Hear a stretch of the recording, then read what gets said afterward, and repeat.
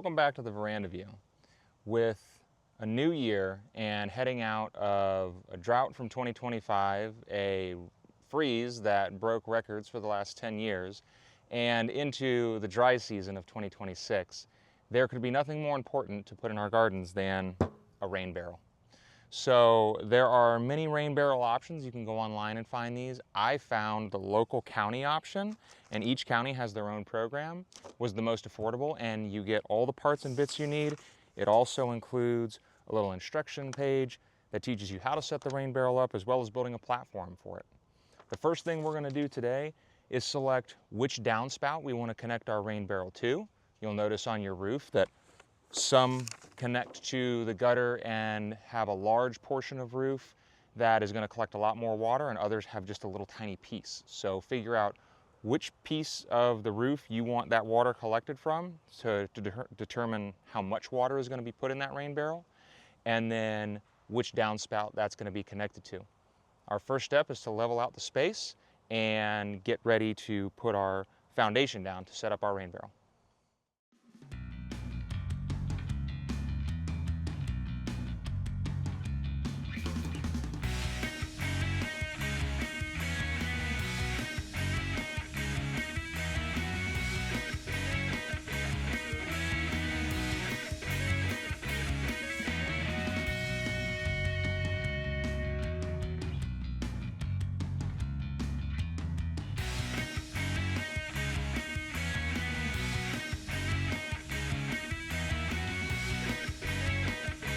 Now that I've leveled out my space, I'm gonna make my platform to put my rain barrel on.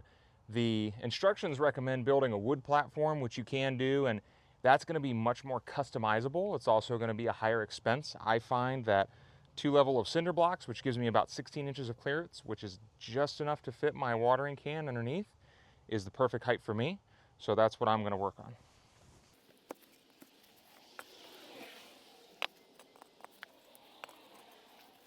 You'll notice that I've actually spaced these cinder blocks out in kind of an unusual pattern, and the reason for that is out the bottom of your rain barrel is going to come the spigot.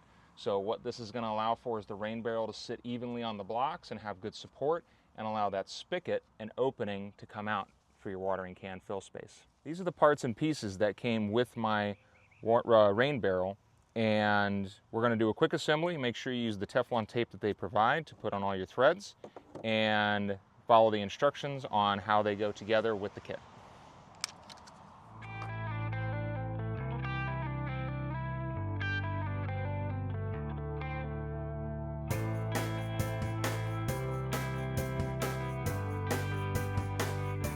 I really like the rain barrel from the county because it's well thought out. Each piece just simply screws together and attaches. There's 2 caps on the top of the barrel. Each of them actually have a threaded insert, and that's what threads right on to your spigot attachment. The only thing you have to do is drill out the center without damaging any of the threads. I found that a 3/4 inch wood bit worked really well. And the other nice thing is, if I mess up, I've got another cap. I can try again.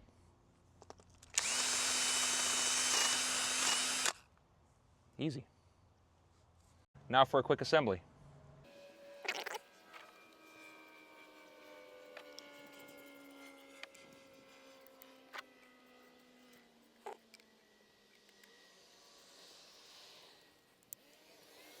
So now that I have assembled my spigot, I'm just going to twist it in really quick and easy.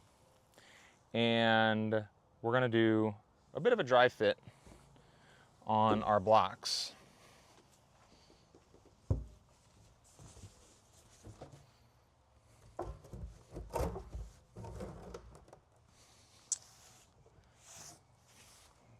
So it looks good, and now that we have a height, we can take a measurement and see where we want to insert our rain diverter that we picked up that's going to go into our gutter system.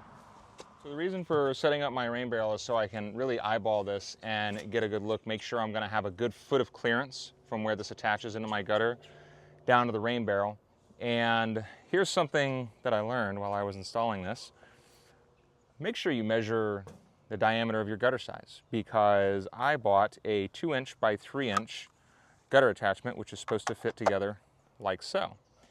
I have a 3-inch by 4-inch gutter, But luckily I'm crafty, and I found out that if you simply flip it over, the larger gutter will fit in here, and I can reverse the pieces and just have a tinier diameter in the middle. So I'm still going to be able to make this work, but check your gutter sizes so that you don't have to get creative like me when you're fitting it together. So you're going to remove about a 6-inch piece of your gutter. Always wear gloves because these edges are very sharp when you cut them. Make sure you're using a metal blade. Not a metal blade, but you know what I mean, a blade meant to cut metal. And as I said, the original design for this was for it to go this way, and this was supposed to go around the gutter and then vice versa on the way down. It actually was supposed to go inside the gutter. But I didn't measure ahead of time, so I had to get crafty. And what I found was those fit together, and this actually sits right in there. So that was my makeshift fix, so I did not have to return all of my materials. And it actually was quite snug and a good fit. So we're going to set these up. You'll notice your gutters are always held on with these straps and a small tech screw, just for the sake of, we live in Florida and an afternoon storm can come with 40-mile-an-hour winds. I'm going to be setting each of these with a single tech screw to make sure that I don't have a blowout on my first rainstorm.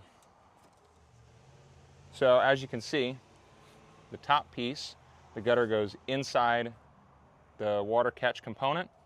The two slide together, and then the lower piece goes inside the gutter. So the water is never in a scenario where it's going to overlap and have a chance to run down the outside. It's always going to be inside, inside, inside. So my reverse might be a bit of impromptu design, but it still aligns with the original setup of the water diversion unit. And once I get all these lined back up and the screws in, I'll put screws in here so it's nice and secure and it's not so wobbly like this. And then we'll look to attach the final piece, which is our diversion hose, into the top of our rain barrel.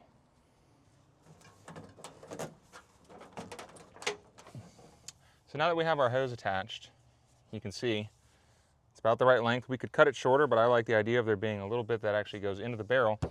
This is the one part of this design that I disagree on. They want me to cut a hole to fit this filter, and then the water should just sort of go in there. I don't know how that's going to work, and realistically, my bigger concern is these slats are so big that, in my experience, that's going to create a mosquito breeding ground, which is the last thing that we want to do. So I'm not going to use that part. I put it in one of the other barrels. We'll see what happens. I might end up just putting duct tape over it. What I am going to do is I'm going to use a 1 3/4 hole saw and pop a hole in the barrel. It leaves enough diameter where the hose can go in, but there's a little bit of airspace for it to breathe so that it won't run into any issues with building up pressure. And that's it. I'm ready for the rain to come this weekend. I forgot one thing.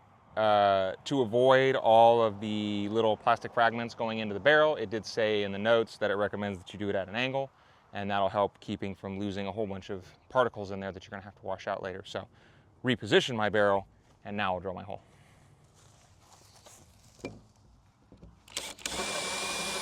Well, that was the final step. Now we just have to wait on the rain. But when it does come, I'll be able to fill my watering can, and it won't cost me $1. And if you're planting a Florida-friendly landscape, a little bit of hand watering is really all you should need beyond getting the plants established. So rain barrels can be extremely effective, not only in helping with the water situation that we have right now, but also with your bill at your home.